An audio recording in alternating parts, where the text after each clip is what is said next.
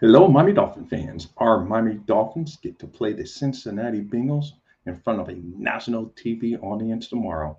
The game will be up in Cincinnati in the jungles, and you know their fans going to be a rocking, but our players should be knocking too, so that's good. Let's keep it up, Dolphins. Keep on keeping your fins up for all of our fans. Tomorrow's a tough game. It's going to be a quick turnaround. It is for the Bengals too, but we got to travel up to Cincy. I know they were on the road last week against the Jets.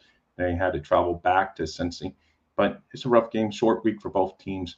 Let's just hope that our Dolphins are up to the task to get to 4-0. But no matter what, fins up. So here's some Miami Dolphin notes for the day. I know a lot of the social media hit Twitter all over about the people filming the Dolphins while they were at the University of Cincinnati Stadium, doing a walkthrough. I think it's really a lot about nothing. I mean, it's just some fan probably did it, and I don't think the team's going to be able to dissect anything super from that. I don't think there's any big conspiracy from the Cincinnati Bengals. It's just an overzealous fan, getting to see NFL players there probably. But anyway, now for the good news.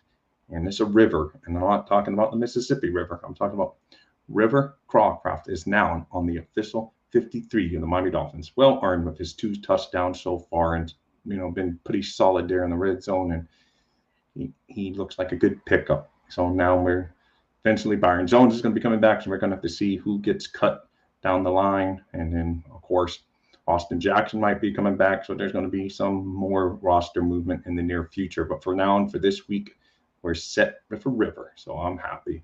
He's a good guy. He seems to be, when I've seen some interviews of him, he's just that good enthusiasm for the team. So, and he's a good complement to our speedy receivers on the outside.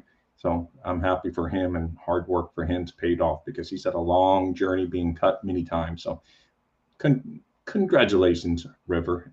Great job.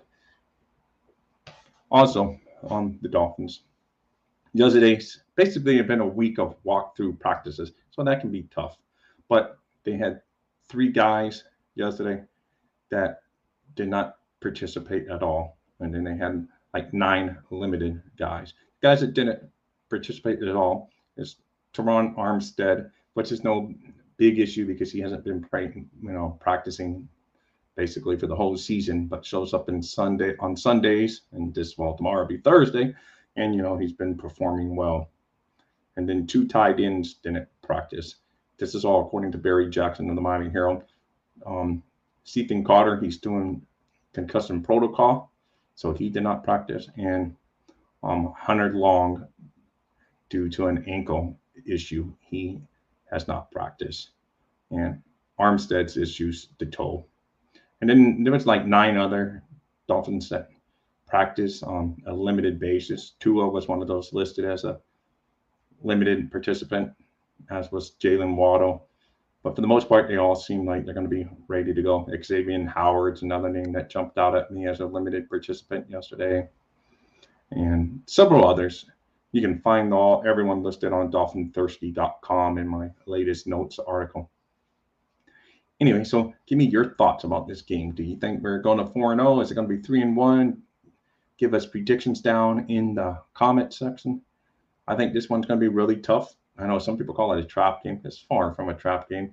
We're playing the defending AFC championships on their home turf, who the odds makers out in Vegas say are favored. So this is not a trap game. This is playing a really good team on the road on short turnaround.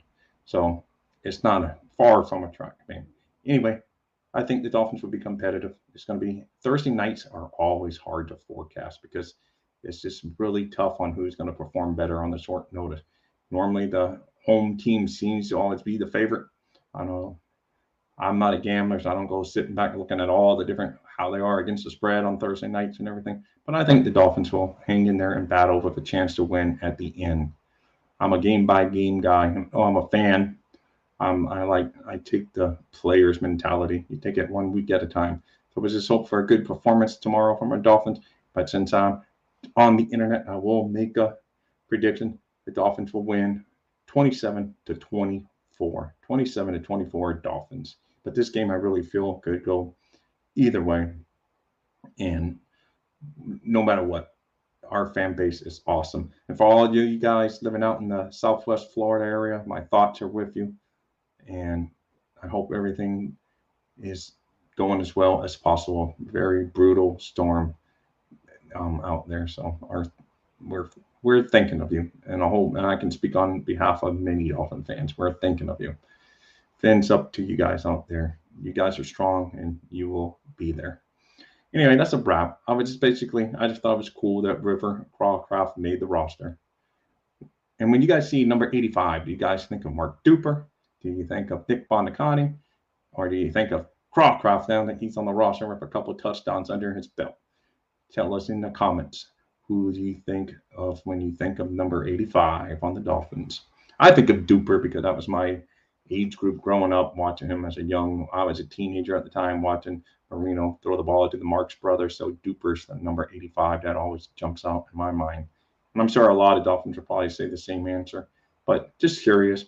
Also, subscribe if you like Dolphin news. If you're thirsty for Dolphins information, tackle and hit that subscribe button, and it would be a big fins up to you. And it's great. And as I always like to say, life is great. Dolphins are great. Fins up and go Dolphins. Do what you have to do for us tomorrow night and give the nation a peek of how good you've become. Goodbye.